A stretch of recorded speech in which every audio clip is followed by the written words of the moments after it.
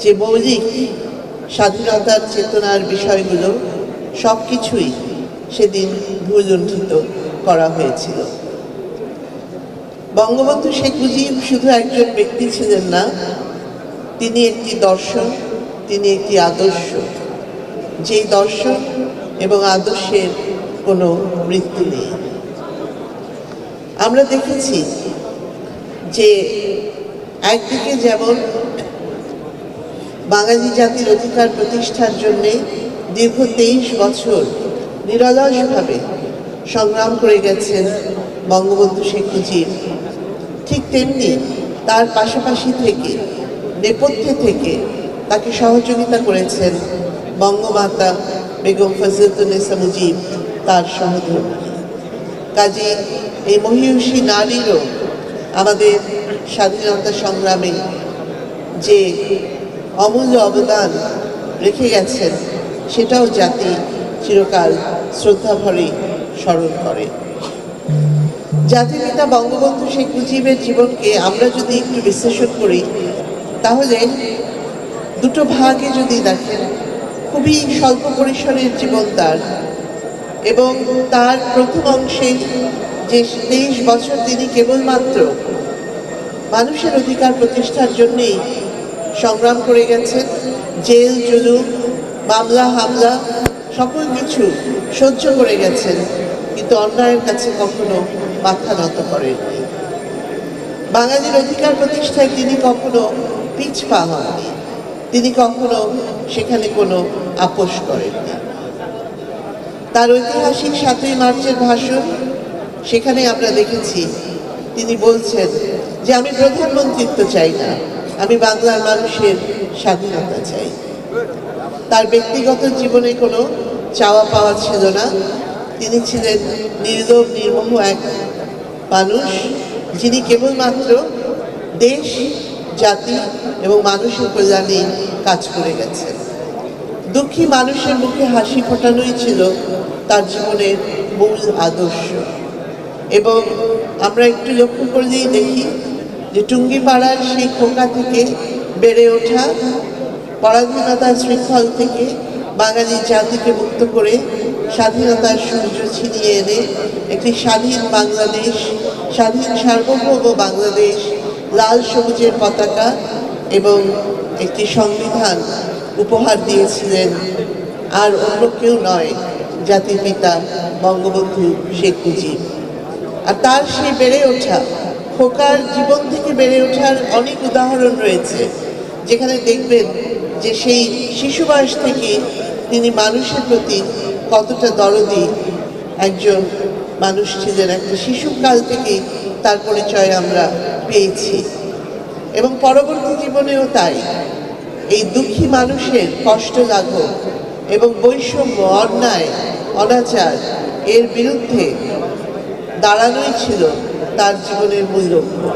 পরবর্তীতে 52 ভাষা আন্দোলনে, সেই 48 থেকে 52 ভাষা আন্দোলনেও তিনি গুরুত্বপূর্ণ ভূমিকা রেখেছেন। তাকে তখন গ্রেপ্তার করে কারাগারে রাখা হয়েছিল এবং কারাগারে অন্তরীণ থাকার সময়ই 52 এই ভাষা আন্দোলনের পর যখন তাকে মুক্ত করা হয়, তখন তার শারীরিক অবস্থা খুবই দুর্বল হয়ে গিয়েছিল, কেননা তিনি সেই জেলের ভিতরেই তখন অনশন করেছিলেন এবং সেই অনশন করে প্রায় মৃত্যুমুখে পতিত হচ্ছিলেন, এমনই একটি পরিস্থিতি হয়েছিল।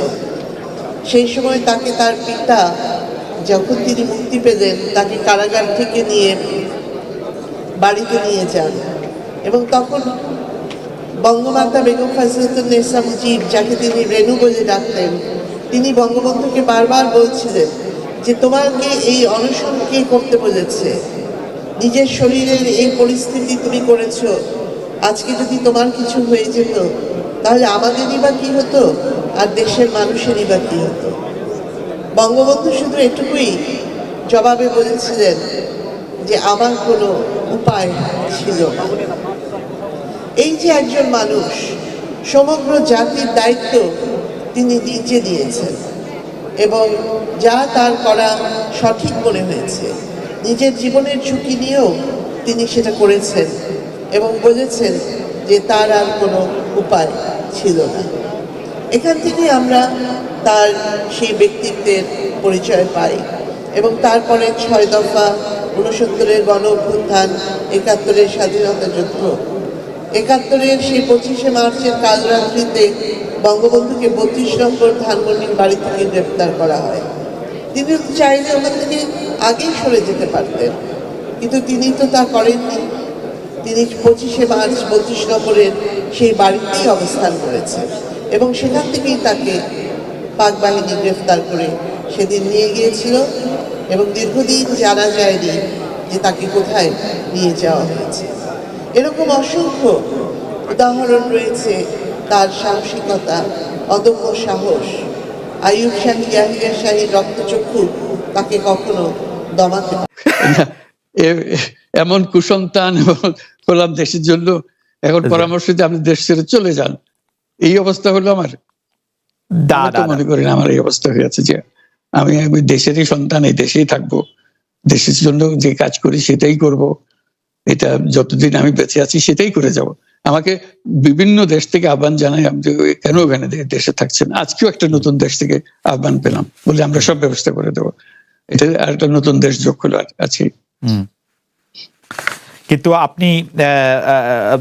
আপনি বাংলাদেশেই থাকতে চান, এবং আমাদের কাছে যেটি মানে আমরা সাংবাদিক হিসেবে আপনাকে প্রশ্ন করতেই হয়, আপনি দেখেছেন যে আপনার প্রতিষ্ঠিত গ্রামীণ ব্যাংকের একটি সংবাদ সম্মেলন হয়েছে, সেই গ্রামীণ ব্যাংকের সংবাদ সম্মেলন থেকে আপনার বিরুদ্ধে যে অভিযোগ করা হয়েছে সেই অভিযোগ মানি লন্ডারিং এর। সেই অভিযোগের ক্ষেত্রে বলা হয়েছে আমি সবচেয়ে ডাকু বাংলাদেশে সবচেয়ে বড় ডাকাত এদেশে, কাজে সেই হিসাবে সবাইকে জানান দেওয়া হচ্ছে, সেই হিসাবে আমি পরিচিত হয়েছে। আমি সবচেয়ে বড় ডাকাত, আমি সবচেয়ে সাংঘাতিক মানুষ যে দেশের সর্বনাশ করে যাচ্ছি, সেইভাবে পরিচিত হয়েছে। আমার আপনি আমাদের একটু বলবেন যে আপনি বাংলাদেশের জন্য বা আপনার পরবর্তী লক্ষ্যগুলি কি সারা পৃথিবীর জন্য? আপনি তো শুধু বাংলাদেশ নিয়ে ভাবেন না, যে আপনি আসলে কি করতে চান বা কেমন দুনিয়া চান বা কেমন বাংলাদেশ চান, সেটা আপনার কি লক্ষ্য এই মুহূর্তে? ওই যে বললাম যে এটাই হলো আমাদের স্বপ্নের বীজতলা, যে আমাদের স্বপ্নগুলো একটা দাসে একটা নতুন আইডিয়া আসে, সেটা একটা বীজতলা। এটা আমরা ট্রাই করে দেখি, একটা ছোট আকারে করি, এটা সফল হলে আর একটু বড় আকারে করি, এটা বাংলাদেশি করি। একবার সফল হলে সারা দুনিয়া এটা লুফে নেয় দেওয়ার জন্য, সারা দুনিয়ার লোক এখানে আসে, আমাদের লোককে নিয়ে যায়, এইভাবে কাজকর্ম করছি। এটা আমরা একটা থাকছি বাংলাদেশে, করছি বাংলাদেশে, কিন্তু সারা দুনিয়ার লক্ষ্য আমাদের দিকে, আমরা কি করছি, কি চিন্তা করছি, কিভাবে এগুলো পরিচালনা করছি। এবং তার মধ্যে ব্যাখ্যা হিসেবে যেটা আমরা বারবার বলছি, আমরা একটা নতুন পৃথিবী গড়তে চাই। সেই পৃথিবী হচ্ছে 3 শূন্যের পৃথিবী। এটাও বহুবার বলা হয়েছে, তার উপরে বই লিখেছে 3 শূন্যের পৃথিবী কি হবে, যে 0 কার্বন এমিশন, যেহেতু পৃথিবী ধ্বংস হয়ে যাবে এই গ্লোবাল ওয়ার্মিং এর কারণে, একে রক্ষা করতে হলে আমাদের 0 কার্বন এমিশন অ্যাচিভ করতে হবে। কাজে এটা এমন বিশ্ব আমাদের গড়তে হবে যেটা 0 কার্বন এমিশনের বিশ্ব হবে। 0 ওয়েলথ কনসেন্ট্রেশন। আমরা উন্নয়ন বলছি, যে উন্নয়নের সফলতা গুটিগত মানুষের কাছে যায়। এটা শুধু বাংলাদেশে না, সারা পৃথিবীর এই অবস্থা, যে সমস্ত টাকা গুটি হতে মানুষের কাছে চলে যায়। দুনিয়ার যত সম্পদ আছে এই মুহূর্তে, তার 90% যে সম্পদ, এটা হয়তো 5% লোকের কাছে।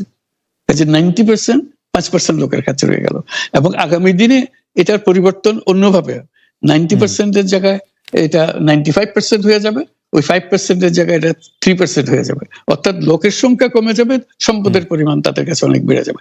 এটি হলো বর্তমান অর্থনীতির কাঠামো। আমরা বলছি যে এই কাঠামো যতদিন থাকবে এই পৃথিবী টিকতে পারবে না। আর তো হলো 0 আনএমপ্লয়মেন্ট। বিশেষ করে আমরা যেটা জোর দিয়ে বলি সেটা হলো যে এই যে আর্টিফিশিয়াল ইন্টেলিজেন্স, এটা পৃথিবীকে ধ্বংস করে দেবে। কাজে তার আগে আমাদেরকে ঠিক করতে হবে টেকনোলজিকে আমরা কতদূর নিয়ে যাব, কোথায় সীমারেখা টানবো, এটা ঠিক করতে হবে। সেই পৃথিবীর নাম দিয়েছি আমরা 3 শূন্যের পৃথিবী, 30 ওয়ার্ল্ড। এই আমরা একটা পৃথিবী গড়তে চাই যেখানে এই যে 0 ওয়েলথ কনসেন্ট্রেশন, 0 আনএমপ্লয়মেন্ট এবং 0 ওয়েলথ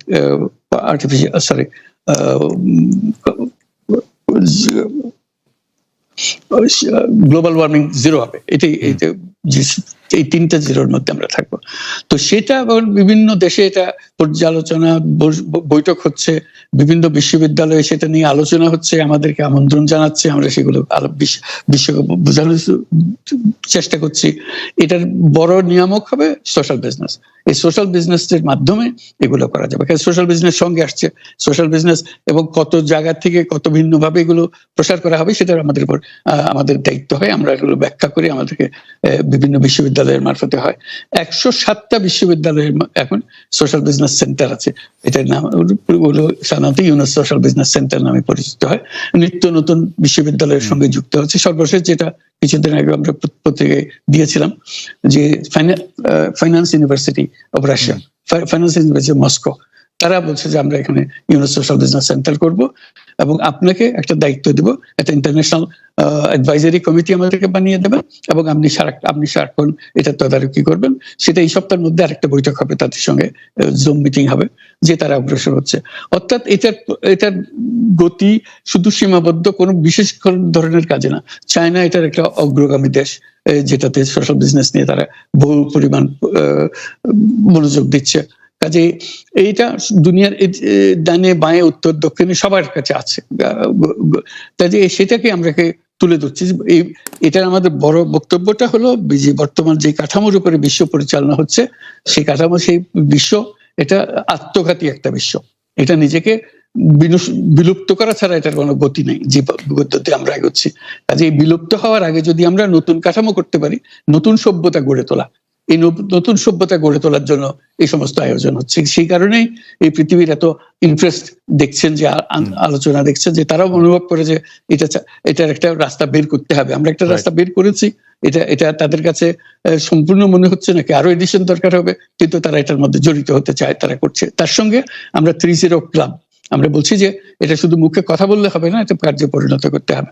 5জন সদস্য নিয়ে ইয়ুথদের মধ্যে প্রচার করার, যুবকদের মধ্যে প্রচার করার জন্য, 12 বছর বয়স থেকে 35 বছর বয়স পর্যন্ত, এই বয়সের মধ্যে যে 5 জন মিলে একটা ক্লাব করবে, 30 ক্লাব। তাদের অঙ্গীকার হবে, আমি ব্যক্তিগতভাবে কার্বন এমিশন জিরো করব, আমি ব্যক্তিগতভাবে ওয়েলথ কনসেন্ট্রেশনকে বন্ধ করব, আমি ব্যক্তিগতভাবে আনএমপ্লয়মেন্টকে বন্ধ করব। এটা ব্যক্তিগত, আমি এমন কিছু কাজ করব না যাতে এগুলো প্রসারিত হওয়ার সুযোগ পায়। কাজে 5 জনে প্রত্যেকে এটা যখন সফল করবে, তাদেরকে বলা হবে 30%। এই 5 জন যদি 30% হতে পারে এবং আরো ক্লাব যদি 30% সৃষ্টি করতে পারে, আমাদের বক্তব্য হলো তাহলে আমরা 30 বিশ্ব গড়তে পারবো। কারণ পুরো জিনিসটা সৃষ্টি করছি আমরা নিজেরাই ব্যক্তিগতভাবে। এই যে ওয়েস্ট, প্রচুর ওয়েস্ট, আমরা বর্জ্য, এই বর্জ্যতেই আমরা শেষ হয়ে যাব। কাজে আমি বর্জ্যের আমি যদি 30 ক্লাব করি, প্রথম কাজ হলো আমি যে জিনিস আমার দরকার নেই সেই জিনিস আমি কিনবো না।